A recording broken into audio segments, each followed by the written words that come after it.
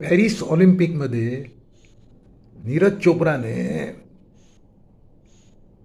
89.45 metre throw करत जिंकले रौप्य पदक.